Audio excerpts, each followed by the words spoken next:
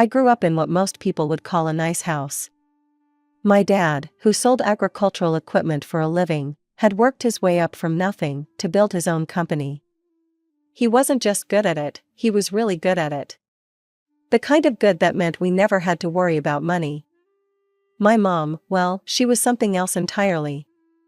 She never worked a day in her life, which was fine by Dad. He wanted her to be happy, to enjoy the life he'd built for us. But Mom's version of being a housewife didn't involve much actual housework.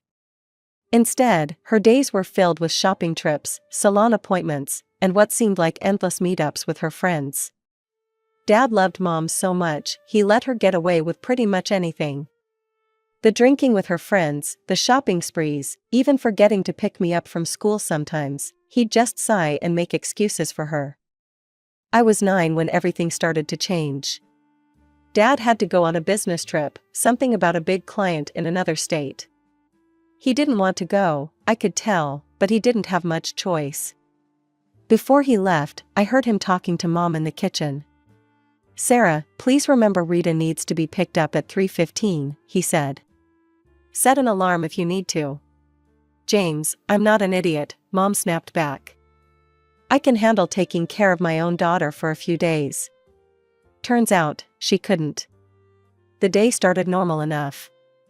Dad had already been gone 2 days, and everything had been fine. But that afternoon, when I walked out of school, Mom wasn't there.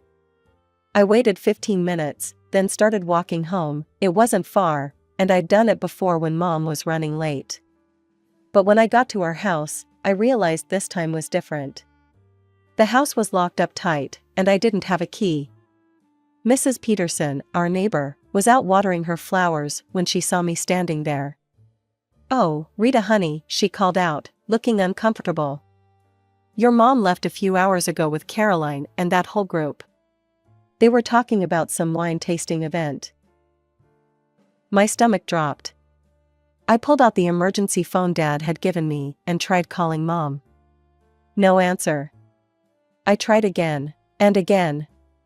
Nothing. The hours ticked by slowly as I sat on our front porch. Mrs. Peterson brought me a jacket when it started getting cold, but Mom still didn't show up. Finally, as it was getting dark, I called Dad. "Daddy?" My voice was shaking. "I'm locked out. Mom's not home and she won't answer her phone. I'm sitting on our porch. Mrs. Peterson's been checking on me." "Okay, listen carefully. I'm coming home right now. Ask Mrs. Peterson if you can stay with her tonight. I'll be there as fast as I can drive." Mrs. Peterson made up her guest room for me that night. I could barely sleep, listening for the sound of Dad's car. He pulled into the driveway around 2 a.m., having driven straight through from his business meeting 3 states away. His face was tired but determined as he thanked Mrs. Peterson and took me home. We waited in the living room. Dad tried to get me to go to bed, but I refused. I wanted to see Mom's face when she walked in. It wasn't until 8 a.m., 8 o'clock in the morning, that we heard the familiar sound of Mom's Mercedes pulling into the driveway. She stumbled through the front door, her designer dress wrinkled, her makeup smeared. She smelled like a wine cellar. When she saw Dad sitting in his armchair, her bleary eyes went wide.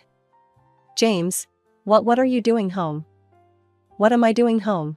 Dad's voice was quiet, but I'd never heard him so angry.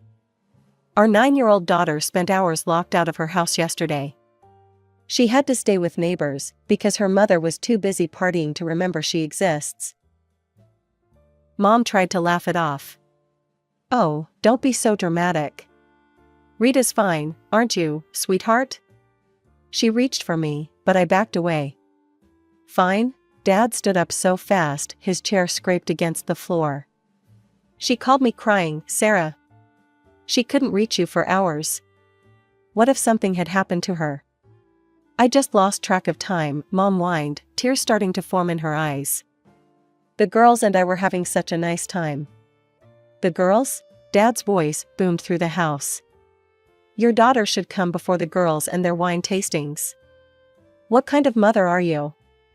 Mom collapsed onto the couch, sobbing now. I'm sorry, I'm so sorry. It won't happen again, I promise. It took a week of Mom's tears and promises before Dad finally softened. But something had changed permanently. I saw it in the way Mom looked at me when Dad wasn't around, cold, distant, like I was the one who had done something wrong.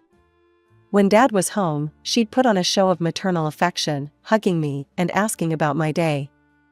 But the moment he turned his back, her smile would vanish. 7 years passed like that, with Mom treating me like an unwanted houseguest whenever Dad wasn't looking.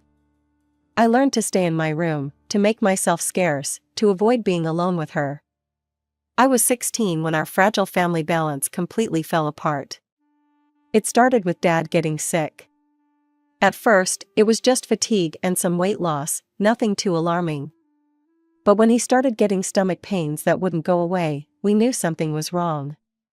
The doctors ran test after test, unable to figure out what was happening. Finally, after what felt like endless hospital visits, we got the diagnosis, a rare form of cancer. Mom acted concerned when people were watching, but I heard her true feelings when she thought no one was listening. "It's just so exhausting," she'd whisper to her friends on the phone, pacing in the kitchen. "Do you know how many special meals I have to cook now?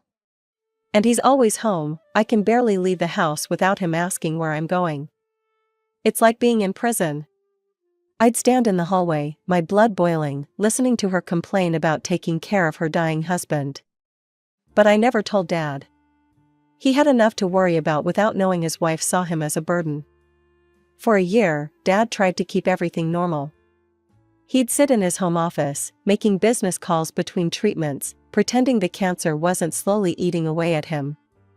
I'd bring him tea and sit with him, watching him put on a brave face for his employees and clients. Then one day, he called Mom and me into his office. I knew something was wrong the moment I saw his face. "I'm selling the business," he said without preamble, his hands folded on his desk.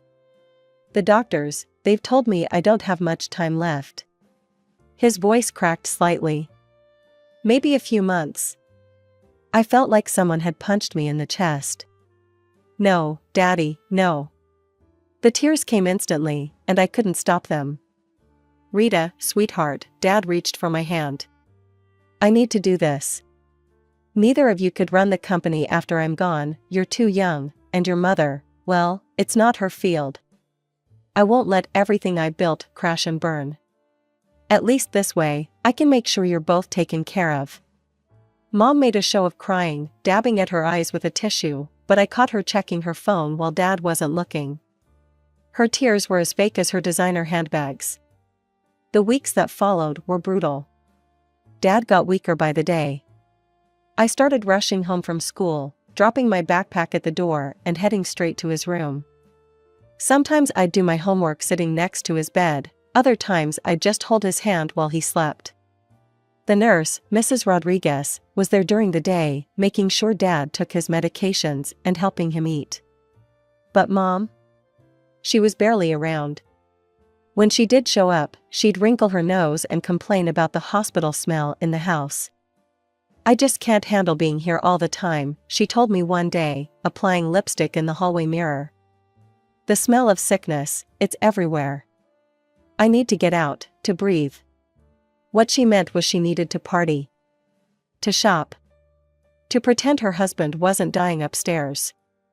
When Dad's condition got so bad they had to move him to the hospital, Mom stopped coming home at night completely. She'd breeze in at dawn, looking suspiciously happy for someone whose husband was dying in a hospital bed. One morning, I couldn't take it anymore. "Where were you all night?" I demanded as she walked in, wearing the same clothes as yesterday. "That's none of your business, young lady," she snapped, but I could smell the alcohol on her breath. "Dad is dying in the hospital, and you're out partying? How can you?" She cut me off, grabbing my arm hard enough to hurt. Her face was inches from mine, her perfect makeup couldn't hide the fury in her eyes. "Listen to me very carefully," she hissed. "You're going to keep your mouth shut and show me some respect. Otherwise, I promise you, I will make your life a living hell. Don't test me, Rita. You won't like what happens if you do." Dad died on a Tuesday morning, exactly 1 week before my 18th birthday. I was holding his hand when he took his last breath, while Mom was getting coffee somewhere in the hospital. At the funeral, she put on quite a show. She wore a designer black dress and dabbed at her eyes with a lace handkerchief, accepting condolences with a trembling voice. "He was my everything," she kept saying to anyone who would listen. "I don't know how I'll go on without him." But the moment the last mourner left the cemetery, it was like someone had flipped a switch. The tears dried up instantly, and she was checking her phone, smiling at text messages while we rode home in the funeral car. The next week was surreal. I walked through school like a zombie, barely able to focus on classes. My friends tried to comfort me, but how do you explain to people your age what it feels like to lose your father while watching your mother act like she'd just been released from prison? When my birthday came around, I didn't expect much, but I at least thought she'd acknowledge it. She didn't. I didn't even see her that day. She was gone before I woke up and hadn't come home by dinner. My friends took me to a small cafe downtown, bought me a cake, and tried to make me smile. It worked, a little. I ended up staying at my best friend Jenny's house that night, not wanting to go home to an empty house on my birthday. The next morning, I walked into our kitchen to find Mom there with a man I'd never seen before. He looked maybe 35, a good 15 years younger than her, and had his arm wrapped around her waist like he owned the place. "Oh good, you're here," Mom said, not even bothering to hide her annoyed tone. "Rita, this is Brad. My fiance." I stood there, coffee mug frozen halfway to my mouth. "You're what?" "My fiance," she repeated slowly, like I was stupid. "And now that you're here, we need to talk about arrangements." "Arrangements?" The word felt wrong in my mouth. "Yes. You need to leave." She smiled, but it wasn't a nice smile. "Your father is gone now, and all his money is mine. I can finally live the way I want, with who I want." She squeezed Brad's arm. "And that doesn't include having a teenager around." "You're kicking me out?" I couldn't believe what I was hearing. "This is my house too." "No, it's not." Mom marched upstairs and came back dragging my suitcase. She started throwing my clothes into it, not even bothering to fold them. "You're 18 now. I'm not legally required to support you anymore. I want you gone within the hour." "Mom, please." "Don't mom me," she snapped, shoving more of my belongings into the suitcase. "I've done my duty. I raised you. Now it's time for me to be happy." Standing on the sidewalk with my hastily packed suitcase, I felt completely lost.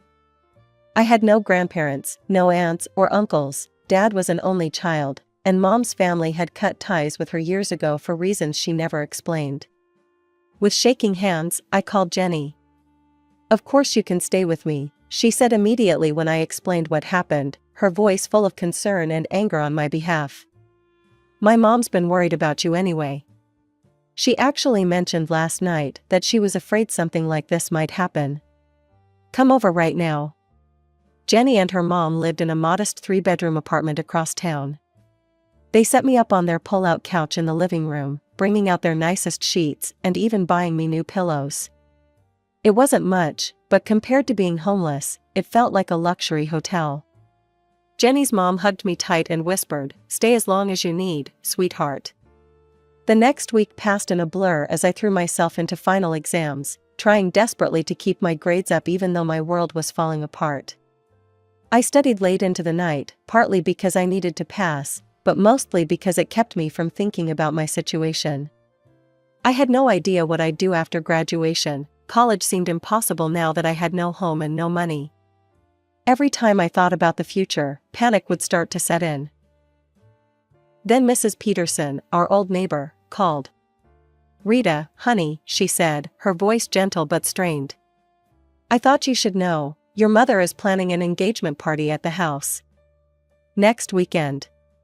She's been going all out, ordering catering, hiring decorators, the works." My stomach churned violently. An engagement party?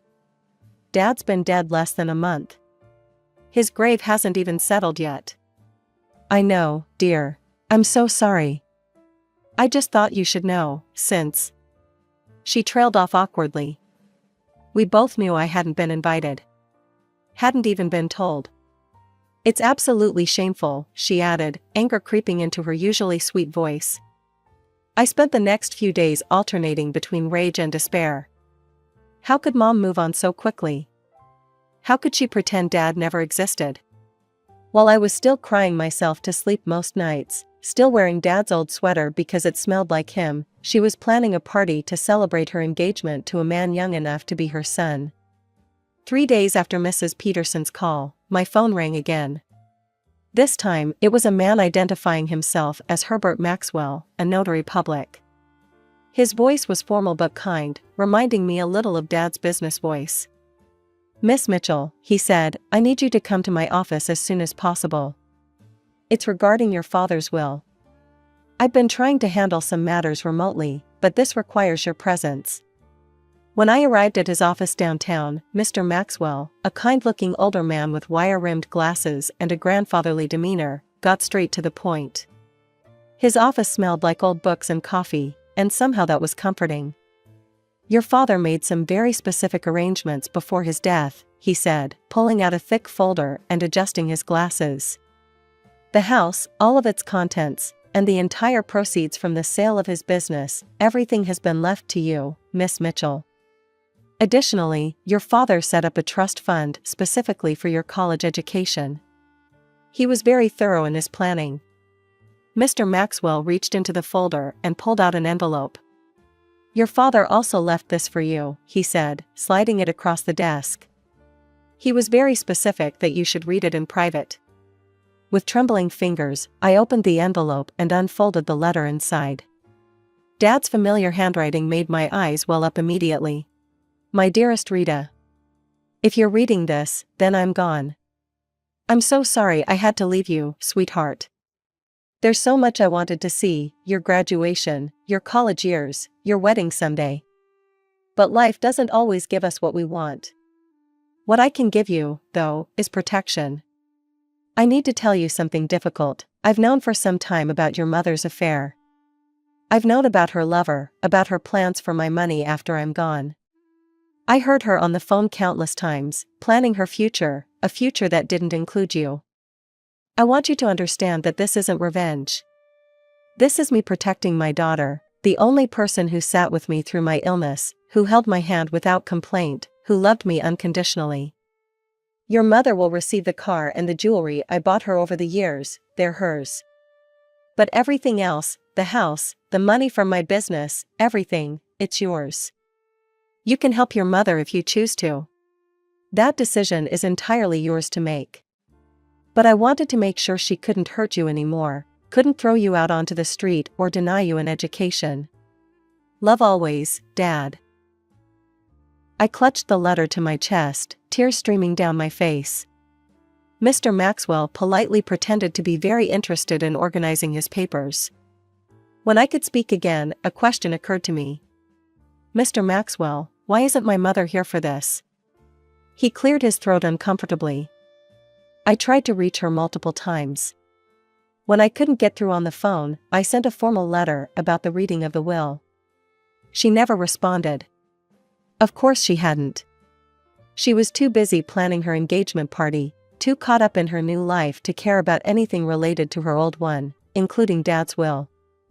I left Mr. Maxwell's office in a daze, the folder of documents tucked under my arm, Dad's letter safe in my purse. When I got back to Jenny's apartment, I told them everything. Jenny hugged me so hard I could barely breathe, and her mom immediately grabbed her phone. This calls for celebration, she declared, pulling up a delivery app. I'm ordering from that fancy Italian place you girls love. Tonight, we celebrate justice being served. The day of Mom's engagement party arrived exactly 1 month after Dad's funeral. I put on my best black dress, the one Dad had bought me for my last birthday, and did my makeup carefully. If I was going to crash a party, I was going to look good doing it. The house was lit up like a Christmas tree, with cars parked all along our street. Music and laughter spilled out onto the lawn. The front door wasn't even locked, Mom never was good about security. I walked right in. The living room was packed with people, most of them Mom's wine-drinking friends, all dressed up and holding champagne glasses. Brad's friends were easy to spot, younger, trying too hard to look wealthy. The decorations were tasteless and excessive, like everything Mom did. She'd even taken down Dad's photos from the walls. Mom spotted me first. The color drained from her face before being replaced by rage. "What are you doing here?" she hissed, rushing over to me. "Get out, now." She turned to her guests with a fake laugh. "Oh, everyone, this is my daughter. Poor thing, can't accept that she needs to stand on her own 2 feet now. She's here to beg to come home, but I have to be firm. Tough love, you know?" Her friends tittered with laughter. Brad's friends joined in. They all looked at me with that particular mix of pity and contempt that wealthy people reserve for those they consider beneath them. I smiled. Not a nice smile, the kind of smile a shark might give if sharks could smile. "Actually," I said, my voice carrying clearly across the room, "I'm here to collect what belongs to me." Mom laughed mockingly. "Nothing here belongs to you anymore, dear. This is my house now." "No, Mom, it's not." I pulled the will from my purse and held it up. "This house belongs to me. So does everything in it. Dad left it all to me, the house, the business proceeds, everything. You get to keep your car and jewelry. That's it." The room went dead silent. Mom's face turned an interesting shade of purple. "You're lying," she sputtered. "Would you like to read it?" I offered sweetly. "Or should I call Mr. Maxwell, the notary, to confirm? Better yet, should I call the police to remove all these people who are currently trespassing in my house?" The guests started moving immediately, gathering their coats and bags, muttering awkward excuses. Nobody wanted to be part of this scene. Within minutes, the room had cleared except for Mom and Brad. "Rita, sweetie," Mom's voice turned sugary. "We can work this out. We're family. Your father wouldn't want us fighting like this." I just shook my head and pointed to the door. "You're right about one thing, Mom. Dad wouldn't want us fighting. That's why he made sure we wouldn't have to. The door's that way." Mom didn't go quietly. She never did anything quietly.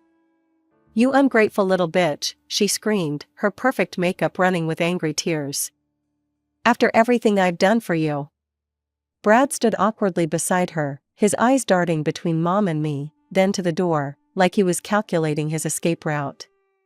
I noticed he'd stopped touching her, had actually taken a few steps away from her meltdown. "Everything you've done for me?" I laughed, but there wasn't any humor in it. "Like abandoning me when I was 9? Like complaining about taking care of Dad when he was dying? Like throwing me out the day after my 18th birthday?"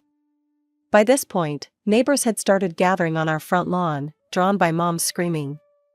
Mrs. Peterson was there, along with the Johnsons from across the street and the Mendozas from next door. They weren't even trying to hide that they were watching. "This isn't over." Mom grabbed her designer purse from the sofa.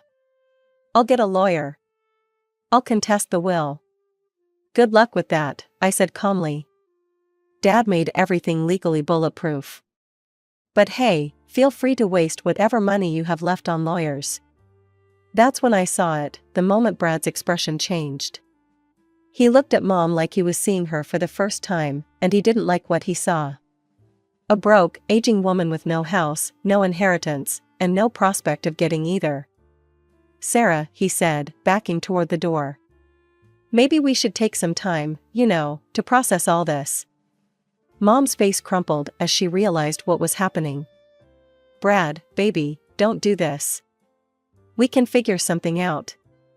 But Brad was already gone, practically running to his car. Mom chased after him, still screaming, but he drove away without looking back. The neighbors burst into applause. "It's about time," Mrs. Peterson called out, coming up to hug me. "Your father would be so proud of you, honey." One by one, the neighbors came up to express their support. Mrs. Mendoza brought over a casserole. "You can't live on takeout forever, Majida," and Mr. Johnson offered to help me change the locks, just in case. Over the next few weeks, I heard bits and pieces about Mom through the neighborhood grapevine. Brad had broken off the engagement immediately. Apparently, a woman with no money and no house wasn't what he'd signed up for. Mom had tried staying with various friends, but they all suddenly became too busy to host her. Her expensive friends disappeared as quickly as Dad's money had. The last I heard, she'd moved to Florida to live with a second cousin, the only relative willing to take her in. She tried calling me a few times, leaving voicemails full of tears and apologies and requests for money. I blocked her number. I graduated high school with honors, just like Dad always knew I would. Jenny's mom and Mrs. Peterson sat in the family section, cheering louder than anyone when I walked across the stage. The college fund Dad set up meant I could attend any university I wanted, so I chose Dad's alma mater, a great business school on the West Coast. I'm majoring in business administration with a minor in agricultural studies. Maybe someday I'll start my own company, like Dad did. But for now, I'm just focusing on building the life I want, free from Mom's toxic influence and secure in the knowledge that Dad's last act was to make sure I'd be okay.